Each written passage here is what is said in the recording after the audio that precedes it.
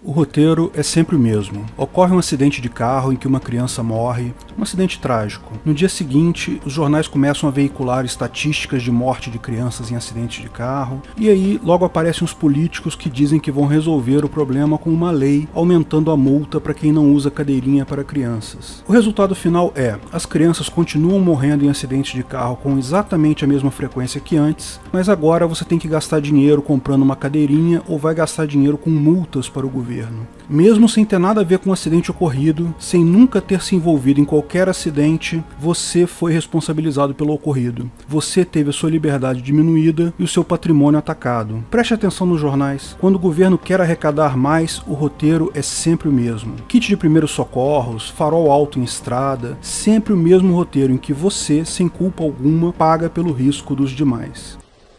Não esqueça de curtir o vídeo e se inscrever na página. Clique no sininho para ser avisado de novos vídeos. Afinal, o que é melhor, liberdade ou segurança? É preciso reconhecer que liberdade e segurança são objetivos mutuamente excludentes em uma comunidade. Se todas as pessoas naquela comunidade têm total liberdade e podem fazer o que quiser, fatalmente irão realizar atos arriscados e a segurança de todos tende a zero. Se você buscar total segurança, risco zero, você vai levar a liberdade pessoal zero, porque toda ação pessoal implica em algum risco para outra pessoa.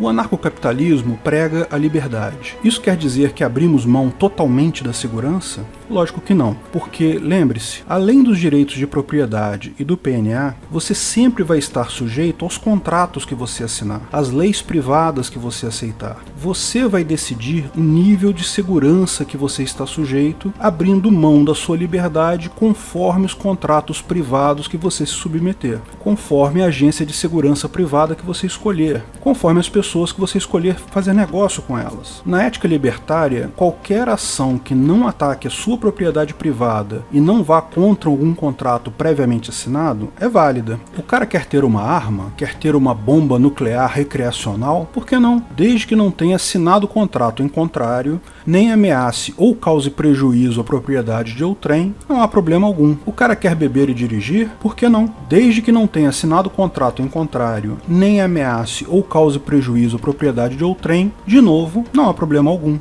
Veja, o fato de alguém beber e dirigir não significa necessariamente que ameace outras pessoas e propriedades. Se houver uma única situação que o cara consegue fazer isso sem ameaçar a propriedade dos outros, então não pode haver generalização. Deve ser verificado cada caso concreto. Os estatistas gostam de apontar o contrário. Se há uma única situação em que aquela ação da pessoa cause prejuízo à propriedade de outras pessoas, então o risco genérico existe e aquela ação deve ser proibida.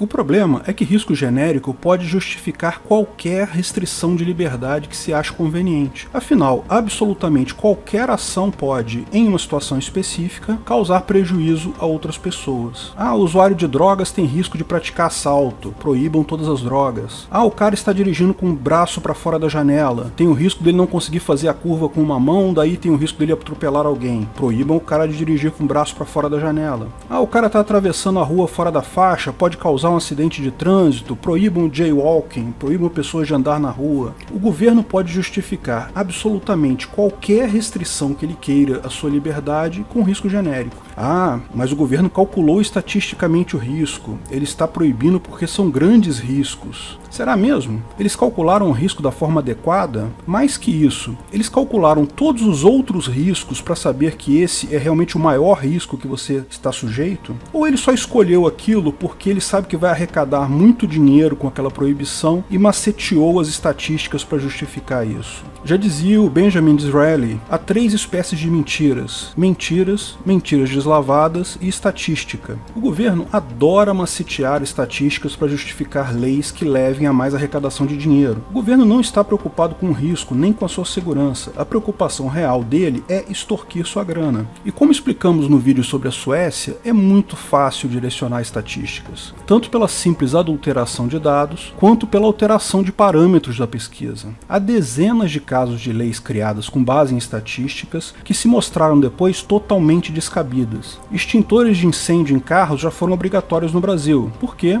Ora, para eliminar o risco de seu carro pegar fogo. Só depois que foram ver que as estatísticas mundiais de acidentes mostram que a presença de um extintor não tem nenhum efeito na redução do prejuízo decorrente de um incêndio em carro. Cadeirinha de criança é um outro exemplo. Há estudos mostrando que a maior parte das cadeirinhas obrigatórias para crianças aumentam o risco das crianças a partir dos 2 anos. Para crianças acima de 2 anos, no melhor caso, as melhores cadeiras têm exatamente o mesmo risco da criança colocada com o cinto de segurança de adulto. Nem vou falar daquele kit de primeiros socorros obrigatórios no carro. Quem tem alguma idade lembra dessa lambança, virou uma piada nacional. Mas eu vivi para ver especialista defendendo isso no Jornal Nacional. X pessoas morreram devido a acidentes de carro no Brasil no ano passado, então o kit é importante porque vai que tem um acidente e alguém precisa de uma tesourinha. O que é óbvio em todos esses casos, e na lei seca também, na lei do farol alto de estradas, no cinto de segurança e outras leis aleatórias para lidar com risco, é que a lei foi feita exclusivamente para roubar seu dinheiro. E a estatística foi gerada apenas como uma forma de justificar isso. Escolhem-se cuidadosamente os parâmetros de cálculo estatístico para ela gerar o resultado desejado. Mas, mesmo se a estatística for correta, mesmo se houver realmente correlação entre o ato e o risco, não é suficiente para justificar a iniciação de agressão aleatória contra qualquer pessoa, porque isso ainda é um risco genérico, não se aplica a todas as situações concretas. Se a pessoa não gerou prejuízo com seus atos, não ameaçou a propriedade de outrem, não há nada que justifique iniciar violência contra ela. Multa e qualquer outro tipo de punição contra alguém que não causou prejuízo é ferir o PNA, é iniciar agressão contra não agressores. Claro que existem riscos e ninguém quer estar exposto a eles, mas não se pode usar um risco genérico para criar leis e regras aleatórias. Risco é algo intrinsecamente ligado a uma situação e só pode ser quantificado caso a caso. Se alguém está expondo você a um risco particular, é justo você cobrar a indenização dessa pessoa específica. Fiz um vídeo sobre externalidades apontando isso, mas isso é um caso particular, em que você tem evidências daquele risco.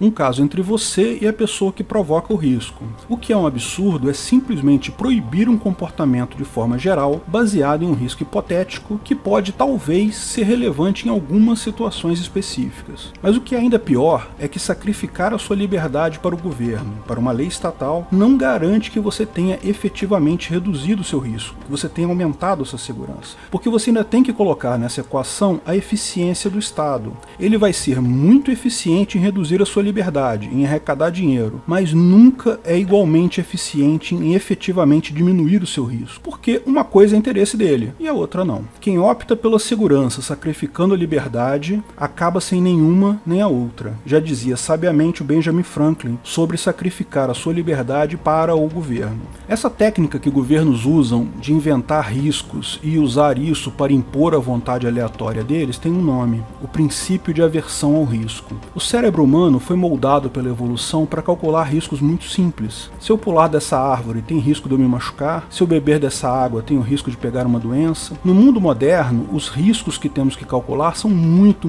mais complexos. Nosso cérebro tem grande dificuldade de estimar um valor adequado. Pessoas têm mais medo de avião do que de carro, embora o risco de você morrer num acidente de carro seja 100 vezes maior que o risco de você morrer num acidente de avião. Porque o nosso cérebro, na falta de um critério objetivo, delega o cálculo para emoção. Pessoas veem um acidente de avião em que morrem dezenas de pessoas e ficam emocionadas. O acidente passa a semana toda na televisão. Acidentes de carro, por outro lado, acontecem todos os dias, mas morrem poucas pessoas. Nem passa no jornal, não tem carga emocional. Exatamente por isso, o establishment usa o script que descrevemos no início do vídeo. Antes de impor a lei que vai extorquir dinheiro de você, sempre tem a reportagem no jornal com um caso emblemático, particularmente cruel, para aguçar a sua aversão ao risco. A aversão ao risco é usada para justificar leis que de outra forma seriam vistas por todos como absurdas. Ninguém acharia justo extorquir R$1.000 de uma pessoa que não causou absolutamente nenhum prejuízo em ninguém, apenas com a justificativa genérica de que outras pessoas causaram prejuízo no passado.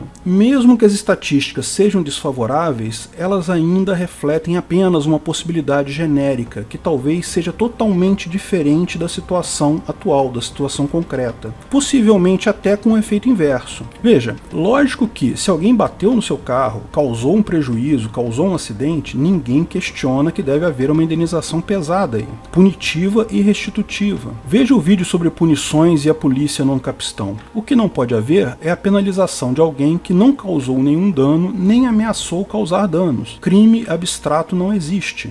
O grau de risco que cada pessoa aceita varia de pessoa a pessoa. Da mesma forma, o número de regras que uma pessoa está disposta a se sujeitar também deveria variar da mesma forma. Isso é impossível de ser feito sob uma jurisdição una, sob um ordenamento jurídico único, sob um Estado. Por isso, o anarcocapitalismo prevê que, se você prefere uma solução com muitas regras aleatórias de moral e comportamento, você pode optar por isso. Contrate uma agência de segurança privada restritiva e moralista. Se não gosta de regras e prefere o risco, use uma agência de segurança privada liberal e permissiva. Certamente condomínios e ruas privadas terão regras próprias, com limites de velocidade e outras condições que você deve aceitar para usá-los. Se prefere ruas onde há muitas regras, é seu direito usá-las preferencialmente. Todos estamos sujeitos a riscos. Todos queremos evitar os riscos impostos por terceiros, mas temos um limite para fazer isso, que é o PNA. Não se pode iniciar agressão contra inocentes. No anarcocapitalismo, se você quiser sacrificar a sua liberdade por mais segurança, está ok. Você só não pode impor o seu nível de aversão ao risco, as suas regras, a outras pessoas. Respeite os limites do próximo e todos nós viveremos com mais segurança e liberdade. Obrigado por assistir nosso vídeo. Comente abaixo se tiver dúvidas ou sugestões de novos temas.